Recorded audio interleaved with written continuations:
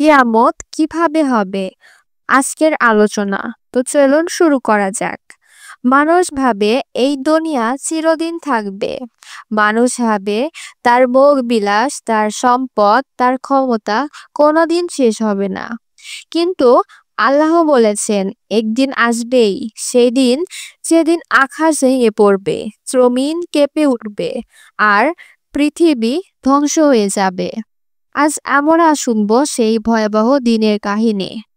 কোরআনে আল্লাহ বলেছেন, সিংগায় ফু দেওয়া হবে, তখন আসমান ও জমিনে যা কিছু আছে তারা সবাই ভয়ে মরে যাবে, যাকে আল্লাহ বাঁচিয়ে রাখবেন সে ছাড়া। হজরত ইসরাফিল আলাইসাল্লাম সিংগায় ফু দেবেন। সেই মুহূর্তে দুনিয়ার সব সিস্টেম বন্ধ হয়ে যাবে। সূর্য অন্ধকার হয়ে যাবে, চাঁদ নিভে যাবে, তারা ছড়িয়ে পড়বে। ভয়াবহ ভূমিকম্প পৃথিবীকে উল্টে দেবে। সমুদ্র গর্জে উঠবে, পানিতে আগুন ধরে যাবে, পাহাড় ভেঙে বালুর মতো উড়ে যাবে। কল্পনা করুন, আপনি তখন দুনিয়ায় আছেন, হঠাৎ চারপাশ অন্ধকার হয়ে গেল।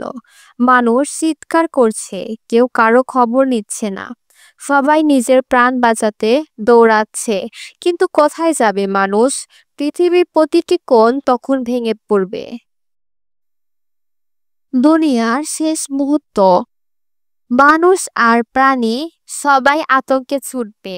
গর্ভবতী মা ভয়ে সন্তান ছেলে দেবে। মানুষ মাতাল হয়ে চলবে, অথচ তারা মাতাল নয়, বরং আল্লাহর আযাবের কারণে ভীত। কোরআনে আল্লাহ বলেছেন যে, হে মানুষ, তোমরা তোমাদের প্রতিপালককে ভয় করো। নিশ্চয়ই কিয়ামতের কম্পন এক ভয়াবহ ব্যাপার। যেদিন তোমরা তা দেখবে, প্রতিটি দুধপানকারী মা তার দুধের শিশুকে ভুলে যাবে। একজন ধনী তার সম্পদ বাঁচাতে চাইবে, কিন্তু সবকিছু ভেঙে যাবে।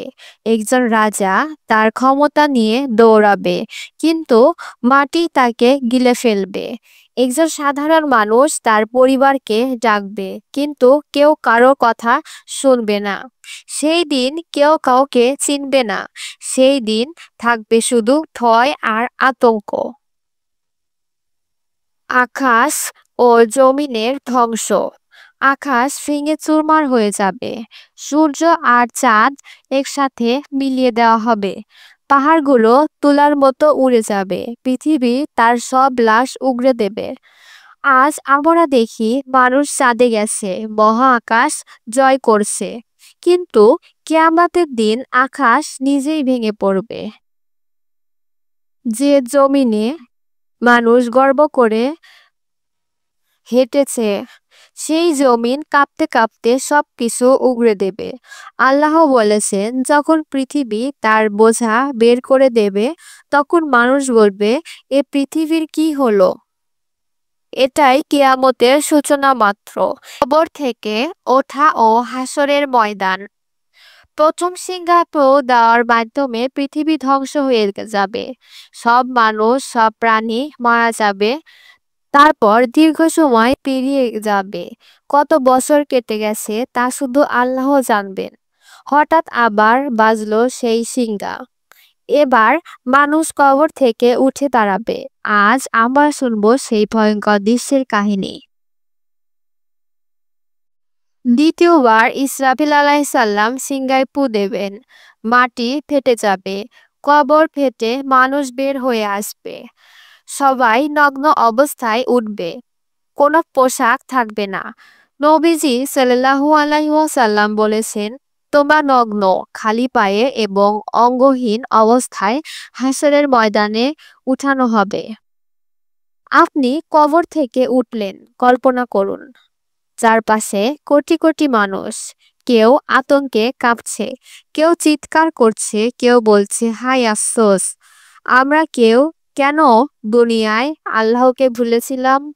কবর থেকে উঠার পর কেউ আনন্দিত হবে, কারণ তারা জান্নাতের আশা করবে। আবার কেউ ভীত হবে, কারণ তাদের সামনে জাহান্নামের শাস্তি অপেক্ষা করবে। হাসরের ময়দান। আল্লাহ মানুষকে একটি বিশাল সমতল জায়গায় একত্র করবে। সূর্য মানুষের মাথার ওপরে 1 মাইল দূরে থাকবে।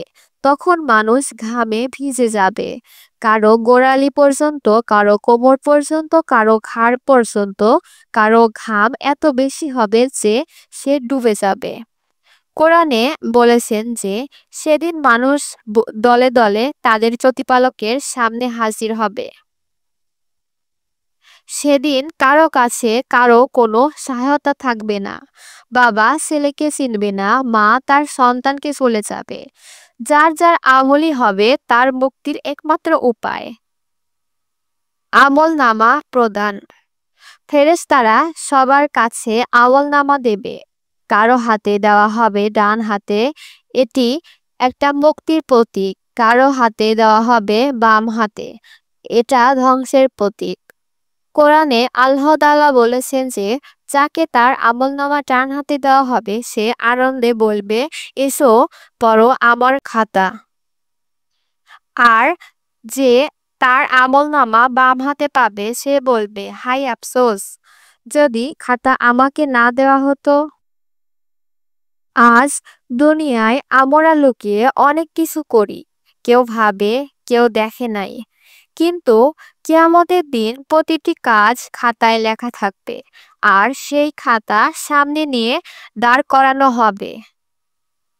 মিজান ও বিচার।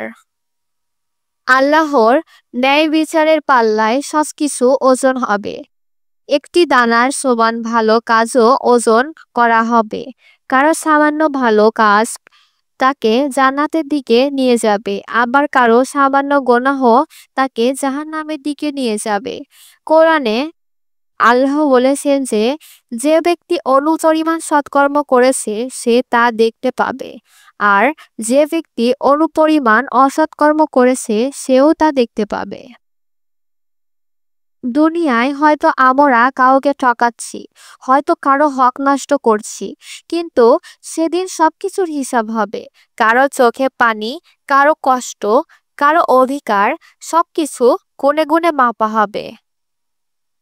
সিরাত, সেতু ও জাহান্নামের ভয়াবহ দৃশ্য। মানুষ কবর থেকে উঠল, হাসরের ময়দানে দৌড়ালো, আমলনামা হাতে নিল, মিজানের দাঁড়িপাল্লায় হিসাব দিল। কিন্তু এখানেই শেষ নয়। এখন সামনে আছে সেই সেতু, সিরাত। একদিকে জান্নাত, অন্যদিকে জাহান্নাম। যে পার হবে সে মুক্তি পাবে, আর যে পড়বে সে যাবে জাহান্নামের আগুনে। হাদিসে এসেছে যে সিরাত হলো চুলের থেকেও সূক্ষ্ম আর তরবারির থেকেও ধারালো। এটি জাহান্নামের ওপর দিয়ে টানানো হবে। প্রতিটি মানুষকে সেটি পার হতেই হবে।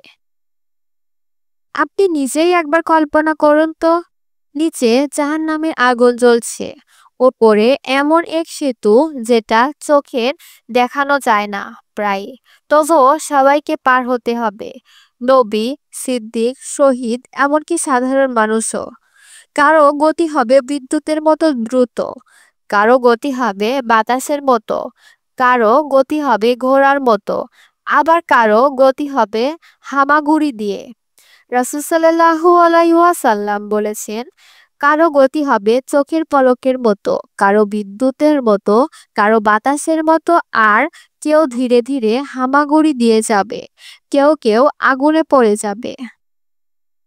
জাহান্নামের ভয়াবহতা। জাহান্নামের আগুন দুনিয়ার আগুনের থেকে ৭০ গুণ বেশি তীব্র।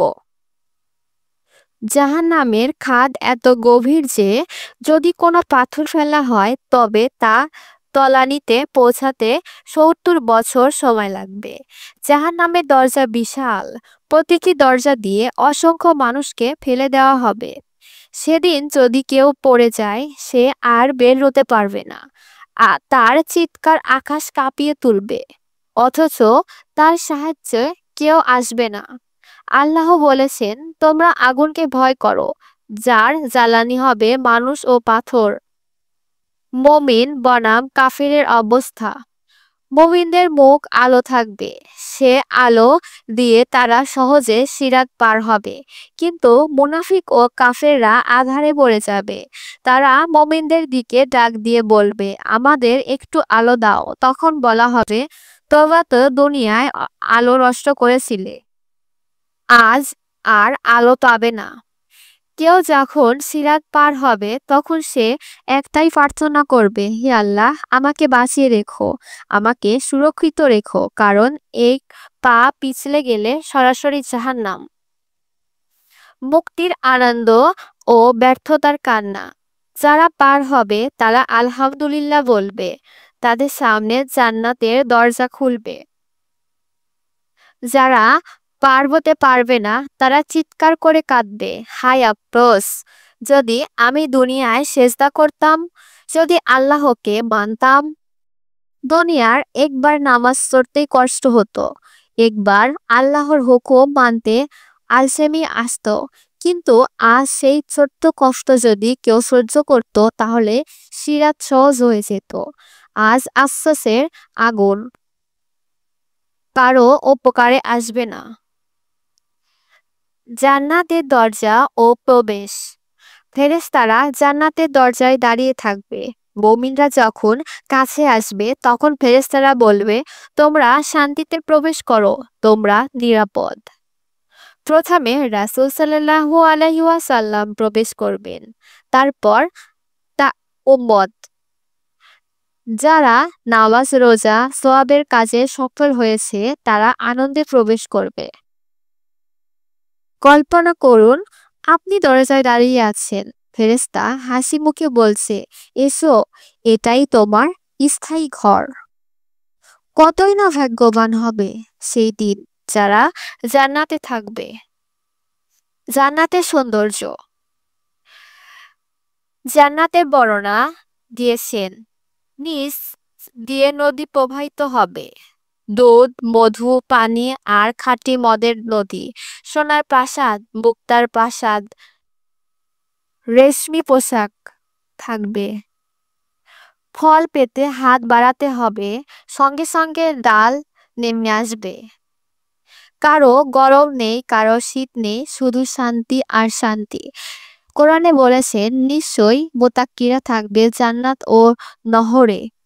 দুনিয়ায় আমরা কত কষ্ট করি একটা সুন্দর বাড়ির জন্য, সামান্য সুখের জন্য, কিন্তু জান্নাতের প্রতিটি ঘর পৃথিবীর রাজপ্রাসাদের থেকেও শ্রেষ্ঠ। জান্নাতীদের ভোজন ও সঙ্গী। জান্নাতীরা সুস্বাদু খাবার খাবে, তাদের জন্য থাকবে হুর, চির যৌবন সঙ্গিনী। থাকবে ছেলে পরিচারক যারা মুক্তোর মতো সুন্দর। তারা একে অপরের সাথে আনন্দে গল্প করবে, হাসবে, দুঃখ ভুলে যাবে। যারা দুনিয়ায় একাকী কেঁদেছে, যাদের হৃদয় ভেঙেছে, তাদের জন্য জান্নাতে থাকবে অবিরাম সঙ্গ বা সঙ্গিনী, অবিরাম হাসি, অবিরাম ভালোবাসা। আল্লাহর সান্নিধ্য। জান্নাতের সব থেকে বড় নিয়ামত হলো আল্লাহর সাক্ষাৎ। নবীজি সাল্লাল্লাহু আলাইহি ওয়াসাল্লাম বলেছেন, জান্নাতীদের জন্য আল্লাহর দর্শনই হবে সর্বোচ্চ নিয়ামত। সেদিন আল্লাহর নূর তাদের সামনে প্রকাশিত হবে, তারা আল্লাহর দিকে তাকাবে, আর সেই আনন্দে জান্নাতের সব সুখকেও তুচ্ছ মনে হবে। একবার ভাবুন তো, যে আল্লাহকে আপনি দুনিয়ায় কেবল নামাজে ডেকেছেন, দোয়ায় কেঁদেছেন, বলতেন আজ তাকেই সামনাসামনি দেখতে পাবো। এটা এমন এক আনন্দ যা কোনো ভাষায় বর্ণনা করা যাবে না। আল্লাহর রহমতের পরিধি। আল্লাহর রহমত এত বিশাল যে তিনি দুনিয়ায় তার 100 ভাগ রহমতের মধ্যে মাত্র 1 ভাগ নাজিল করেছেন। সেই 1 ভাগ রহমতের কারণে মা সন্তানের প্রতি দয়া করে, পশুরাও তাদের বাচ্চাদের যত্ন করে, আর বাকি 99 ভাগ রহমত আল্লাহ আখিরাতে ব্যবহার করবেন। যে আল্লাহ দুনিয়ায় আমাদের ছোট ছোট ভুল ক্ষমা করেছেন, যে আল্লাহ আমাদের প্রতিটি দোয়া শুনছেন, সেই আল্লাহর রহমত যদি আখিরাতে আমাদের ঢেলে থেকে দেয় তাহলে আমরা জান্নাতের অধিবাসী হব। রহমত আর আমলের সম্পর্ক। আমল হলো জান্নাতের যোগ্যতা অর্জনের মাধ্যম, কিন্তু জান্নাতে প্রবেশ করাবে শুধু আল্লাহর রহমত। নামাজ হলো চাবি, কিন্তু জান্নাতের দরজা খুলবে আল্লাহর দয়া দিয়ে। আমল ছাড়া আল্লাহর রহমত আশা করা গাফেলতি। আবার রহমত ছাড়া শুধু আমলের ওপর ভরসা করা অহংকার। সত্যিকারের মুক্তি হলো আমল করতে থাকা আর রহমত কামনা করা। কারা জান্নাতে যাবে? আল্লাহর রহমতের কারণে অনেক গুনাহগারও জান্নাতে যাবে যদি তারা তওবা করে। আবার আমলহীনরা রহমত থেকে বঞ্চিত হবে। কোরআনে আল্লাহ তাআলা বলেছেন যে আমার রহমত সবকিছুকে পরিব্যাপ্ত করেছে। আমি তা লিখে রাখব তাদের জন্য, যারা তাকওয়া অবলম্বন করে, যাকাত দেয় এবং আমার আয়াতগুলো ঈমান আনে। দুনিয়ায় যত ভুলই হোক, যদি কেউ আল্লাহর কাছে ফিরে আসে, তার রহমত তাকে ঢেকে দিবে। আর যে অবহেলা করবে সে নিজের হাতেই জান্নাতের দরজা বন্ধ করবে। জাহান্নাম থেকে মুক্তি পাওয়া শেষ ব্যক্তি। জাহান্নাম হলো এমন স্থান যেখানে আগুন হাজার বছর জ্বালানো হয়েছে। মানুষের চামড়া পুড়ে যাবে, আবার নতুন চামড়া দেওয়া হবে। পানিও হবে গরম পানি, খাদ্য হবে কাঁটা। এ ভয়াবহতার মাধ্যমেই থাকবে অসংখ্য মানুষ। কিন্তু আল্লাহর রহমত এতটাই বিশাল যে এমন ভয়ঙ্কর জায়গা থেকেও কিছু মানুষ মুক্তি পাবে। তাদের মধ্যে একজন হবে জাহান্নাম থেকে বের হওয়ার শেষ ব্যক্তি। হাদিসে এসেছে যে শেষ যে ব্যক্তি জাহান্নাম থেকে বের হবে সে হামাগুড়ি দিয়ে বের হবে। আগুন তাকে পোড়াবে, সে কষ্টে কাতরাবে, কিন্তু আল্লাহর রহমত তার মুক্তি হবে। সে আগুন থেকে বের হয়ে আল্লাহর কাছে কাঁদবে, হে রব, আমাকে ক্ষমা করো, আর কখনো এখানে ফিরিয়ে দিও না।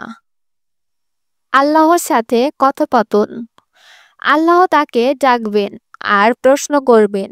সে অঙ্গীকার করবে আর কোনো দাবি করবে না। কিন্তু জান্নাতের দরজার কাছে আসলে সে দেখতে পাবে সেখানে আলো, সুখ, নিয়ামত। সে আবার আল্লাহকে বলবে, হে আল্লাহ, আমাকে জান্নাতে প্রবেশ করতে দাও। আল্লাহ হাসবেন এবং বলবেন, হে আদম সন্তান, তুমি কত প্রতিশ্রুতি ভঙ্গ করো, কিন্তু আজ আমি তোমাকে এমন কিছু দেব যা তোমার কল্পনারও বাইরে। তারপর আল্লাহ তাকে জান্নাতের প্রবেশের অনুমতি দেবেন। সে ভেবেছিল ছোট্ট জায়গায় পেলেও যথেষ্ট, কিন্তু আল্লাহ তাকে দেবেন পুরো দুনিয়া ও তার 10 গুণ সমান জান্নাত। ভাবুন, যে ব্যক্তি ছিল জাহান্নামের শেষ প্রান্তে, যে হামাগুড়ি দিয়ে মুক্তি পেয়েছিল, আল্লাহ তাকে দান করলেন এমন জান্নাত যা রাজা বাদশার কল্পনারও বাহিরে। তাই যত বড়ই গুনাহগারই হই না কেন, আল্লাহ রহমত অসীম। তার কাছে ফিরে আসলে, তওবা করলে, বিশ্বাসে অটল থাকলে একদিন আল্লাহ আমাদেরও জান্নাতে প্রবেশ করাবেন। সুবহানাল্লাহ। জাহান্নামের স্থায়ী শাস্তি। কারা সেই ভাগ্যহীন মানুষ যারা কখনোই জাহান্নাম থেকে বের হতে পারবে না? কারা সেখানে চিরকাল থাকবে? আল্লাহ কোরআনে বলেছেন যে যারা কুফর করছে এবং আমাদের আয়াতকে অস্বীকার করেছে তাদের জন্য রয়েছে জাহান্নামের আগুন। তারা কখনো ধ্বংস হবে না, যে তারা মরবে, আর তাদের শাস্তি কখনো হালকা হবে না। অর্থাৎ এই আগুন থেকে মুক্তি নেই। শরীর পুড়বে, আবার নতুন শরীর দেওয়া হবে যাতে শাস্তি চলতেই থাকে। কাফেররা যারা আল্লাহকে অস্বীকার করেছে, তার সাথে শরিক করেছে, কোরআনে বলেছেন যে নিশ্চয়ই আল্লাহ তার সাথে শরিক করাকে ক্ষমা করবেন না, আর যাকে ইচ্ছা অন্য গুনাহ ক্ষমা করবেন। মুনাফিকরা মুখে মুসলিম অন্তরে অবিশ্বাসী। কোরআনে আল্লাহ বলেছেন, নিশ্চয়ই মুনাফিকরা থাকবে জান্নাতের সবচেয়ে নিচু স্তরে। আল্লাহর দয়া প্রত্যাখ্যানকারীরা, যারা আল্লাহর রহমত, রাসূল সাল্লাল্লাহু আলাইহি ওয়াসাল্লামের দাওয়াত অস্বীকার করেছে, মৃত্যুর আগে তওবা করেনি। এরা সেই সব মানুষ যাদের জন্য জাহান্নাম হবে স্থায়ী আবাস। তাদের জন্য নেই কোনো মুক্তি, নেই কোনো শেষ। তারা চিরকাল সেই জাহান্নামে পড়বে। শাস্তির ধরন: আগুনে পোড়ানো হবে, শিকল দিয়ে টেনে নিয়ে যাওয়া হবে, ফুটন্ত পানি পান করানো হবে। তারা কাঁদবে, সাহায্য চাইবে, কিন্তু কোনো সাহায্য পাবে না। তাদের জন্য ফুটন্ত পানি ঢালা হবে মাথার ওপরে, যার ফলে তাদের চামড়া ও ভেতরের অঙ্গ প্রত্যঙ্গ গলে যাবে। এমন ভয়াবহ শাস্তি যা কখনো থামবে না, মৃত্যু আসবে না, বিশ্রামও মিলবে না। তাই আল্লাহর সাথে শরিক না করা, ঈমান ধরে রাখা এবং শেষ নিঃশ্বাস পর্যন্ত তওবার মধ্যে থাকা। দুনিয়ার ভুল হলে সঙ্গে সঙ্গে ক্ষমা চাইতে হবে আল্লাহর কাছে। ছোট গুনাহকে হালকা ভাবা যাবে না, কারণ তা পাহাড় প্রমাণ হয়ে যেতে পারে। আজ আমরা যদি আল্লাহর দিকে ফিরে আসি, নামাজে দাঁড়াই, গুনাহ ছেড়ে দিই, তাহলেই আমরা স্থায়ী জাহান্নামের শাস্তি থেকে মুক্তি পাব। না হলে সেখানে আর কোনো মুক্তি নেই। আল্লাহ আমাদের বোঝার তৌফিক দান করুন। আমিন। জান্নাতুল ফেরদৌস: জান্নাতের সর্বোচ্চ স্তর ফেরদৌস। কারা সেখানে প্রবেশ করবে? ফেরদৌস শব্দের অর্থ সবচেয়ে সুন্দর, সবুজ ও ফলভরা বাগান।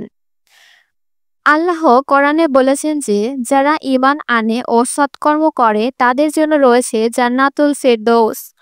তারা সেখানে চিরস্থায়ী থাকবে।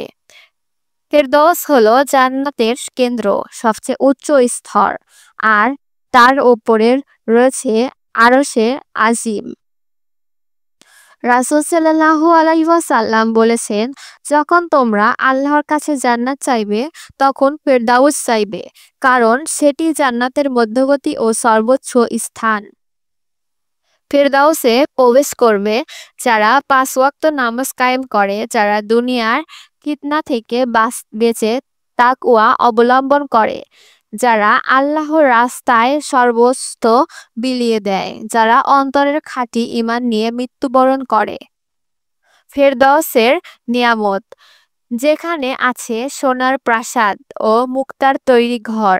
নদীগুলো প্রবাহিত হবে দুধ, মধু, খাঁটি পানি ও সুগন্ধি শরাব দিয়ে। ফলমূল থাকবে চিরন্তন। ফেরেশতারা সালাম দিয়ে প্রবেশ করবে জান্নাতীদের কাছে। যারা ঈমান এনেছে ও সৎকর্ম করেছে তাদের জন্য থাকবে বাগানসমূহ, যার তলদেশ দিয়ে নদী প্রবাহিত। তারা সেখানে স্থায়ীভাবে থাকবে। ভাবুন, দুনিয়ার কষ্ট, দুঃখ, ক্লানি সব শেষ হয়ে গেছে। এখানে শুধু থাকবে সুখ, শান্তি আর অনন্ত নিয়ামত। ফেরদাউসের সবচেয়ে বড় নিয়ামত: জান্নাতের সব নিয়ামতের চেয়ে বড় নিয়ামত হলো আল্লাহর দিদার, আল্লাহকে দেখা। কোরআনে বলেছেন যে, সেদিন অনেক মুখমণ্ডল উজ্জ্বল হবে, তারা তাদের রবের দিকে তাকিয়ে থাকবে। যখন জান্নাতীরা আল্লাহকে দেখবেন, তখন তারা বলবে, হে আল্লাহ, এই নিয়ামতের চেয়ে সুন্দর আর কিছুই নেই।